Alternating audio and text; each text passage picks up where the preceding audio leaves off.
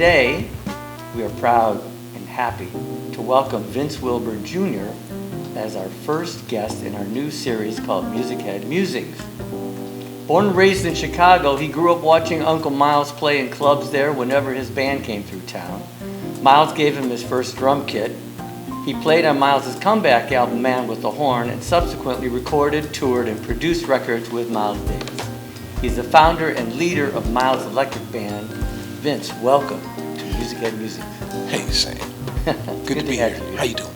So I want to get into a few questions for you that not only I'm curious about, but I'm sure anyone who watches this interview going forward will be curious to know about you. Can you please describe the moment when you realized that playing music was definitely the path you wanted to take? Well, I had a drum set in my basement in Chicago. You know, right, you have basements in the Midwest. In the Midwest, yeah. And so I used to play for some of my mom and dad's parties, you know, like just a little cold sweat beat, some drum beat or something. And then there was a guy named Michael Smith who played piano. His father was Tony Smith, his drummer, well-known drummer in Chicago. So Michael would come over and we'd play duets for some of my parents' parties. But the really super deciding factor is when we did the 8th grade talent show. 8th grade talent show. Man, got the girls screaming. I was like, that was it. We were so popular after doing that show. At what age did you realize that your Uncle Miles was someone and something unique in the world? Well, I'm kind of telling my age, but back in the day, when travelers would fly, you could meet you could go to the gate and meet the passengers, right? Traveling passengers. And so when we would pick Uncle Miles up, we used to go to the gate, actual gate to meet. Right. We didn't have no TSA or anything. Right. So when Uncle Miles would be playing with the band, coming back to the baggage claim to the car, he would get stopped. And I was like, why is everybody stopping Uncle Miles every 5 steps, 10 steps, you know, right. and they want to talk to him? I didn't understand it, but I was like, wow, this is something, you know. But I was too young to really comprehend what was going on. Right. And can you describe what it was like the very first time you played drums with your Uncle Miles? What was the situation? Well, we had a band in Chicago, growing up in Chicago, and he used to call my mom and dad and have my mom put the phone down and listen to us. And I mean, you know, we rehearsed 2-3 hours and he would listen, you know, and have the phone, you know, have my mom put the phone down. So after rehearsal, he would critique us. He said, what age are you at this point? Teenager. Okay. He said, Neff, try this, and then pass the phone to Randy. And then we pass the phone to Randy, and he'd tell Randy to play, you know, certain things, certain latest, right. Whatever. And then we pass the phone to each musician. And so were you loving that, or were you like, oh man, I can't believe he's doing that? No. It was a master class, you know. Right. So we called it Miles Davis University. And so one day we finished rehearsing and we did the critique and the phone was passed around. And I'll never forget it. He said, y'all want to make a record? Wow. And that record was Man with the Horn. Wow. So he heard something in all of us, you know, as he kept calling. Right. You know, kept he was listening checking to us. the progress. Oh yeah, he was, yeah. And we didn't know, you know. And he flew us to, George Butler was head of Columbia, Sony, Columbia, it's not Sony, but yeah. He was head of Columbia Records, the jazz department. And they flew us to New York. Wow. Limos. Oh, damn. Room service. You know? They put us up at the Sheridan Center. And we rehearsed at his house. It's Brownstone. And they flew all this gear in. I mean, not flew. They shipped all this gear, all rehearsal gear, you know, from SIR, Studio Instrument Rentals. And we rehearsed for about a week, and then we went into the famous 30th Street recording studio. Wow. And we recorded 30 songs. Wow. Man with the Horn. And Shout and Man with the Horn made the record. But we were, it was like it's one of the most amazing periods of my life. So I'm going to shift over to Miles and talk about him a little bit. Now, the man changed the course of music. 59, 1969. I'm sorry, I skipped 49. Forgive me. Birth of the Cool.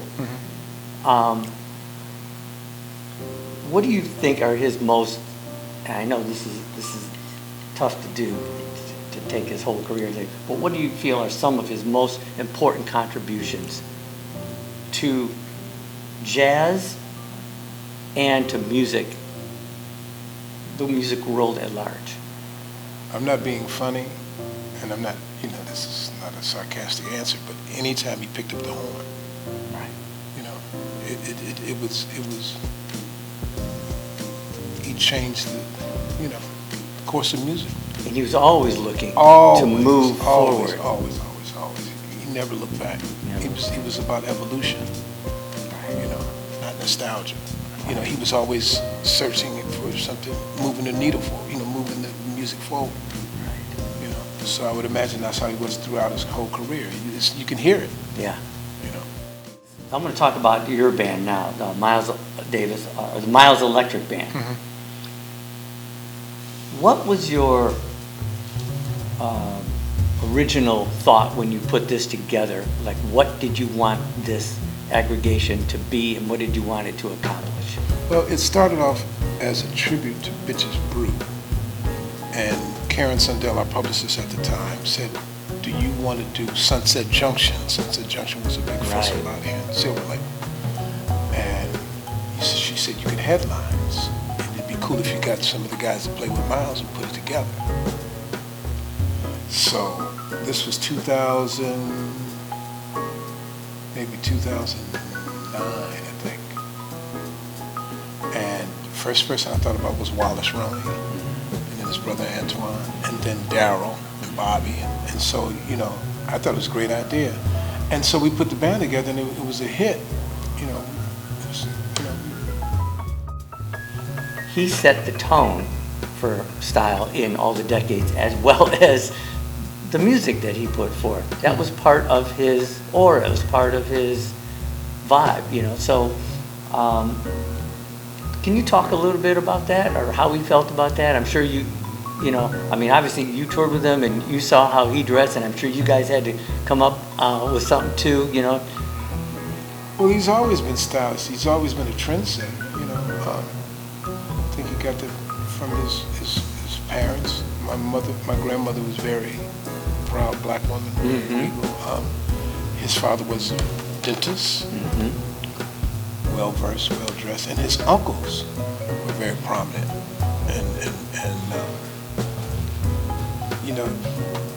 I would imagine as a child, he had great role models.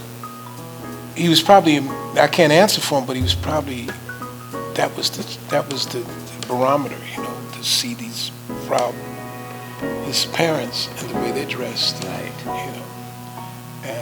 And I've probably seen my uncle wear jeans one time, and all the times I was with him. How do you feel about, from where you sit, where you're at in your life and with your band, how do you feel about the future of jazz? I don't think like that, I don't think about the future of jazz. I think about if we all progress and elevate and evolve, then the music, then the history and wherever jazz is going to be in good hands. One more question. Miles Davis is to music as fill in the blank. Miles Davis is to music. I don't know, Sam. That's a tough one. It's like, let me just say this. I've played with a lot of musicians in a lot of different situations musically. but I've never felt, not just because he's my uncle, I've never felt what I felt working with Bob. You know,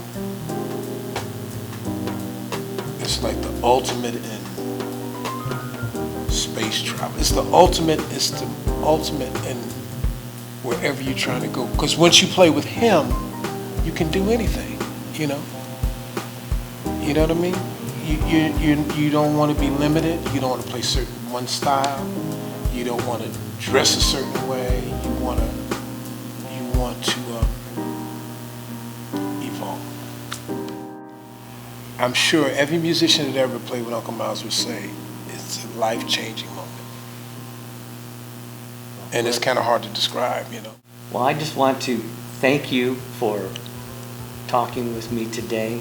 Thank you for all the contributions you've already made and the contributions you're going to be making to the music world, and the love that you give, and it's so evident in everything you do. So thank you. Thank you, Sam. I love you. Love you too.